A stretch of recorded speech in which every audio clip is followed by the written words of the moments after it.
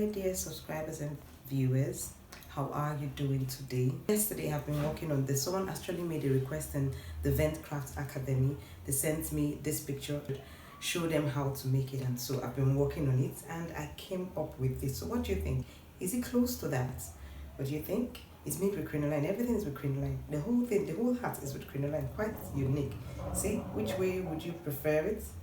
You see, I'm turning it different ways so that you would see them in various directions. But I think I prefer like this. Anyway, and I noticed that I need to reduce the head circumference because it can go in like this. But anyway, I think this is okay. Like as a Superman, there's nothing I cannot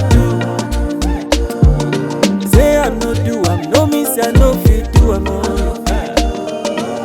So if you're new to my channel and you haven't subscribed and you want to see the making of this crinoline hat, then you want to pause this video right now, click the subscribe button and also the bell for notification so you get notified when the video comes up, because right now I just did a trial. I haven't recorded making it, so I'll need some time to do that and then put up, and I still have some videos that are going to come up before that. See more shots. I think you can check up here for more shots. I am able to do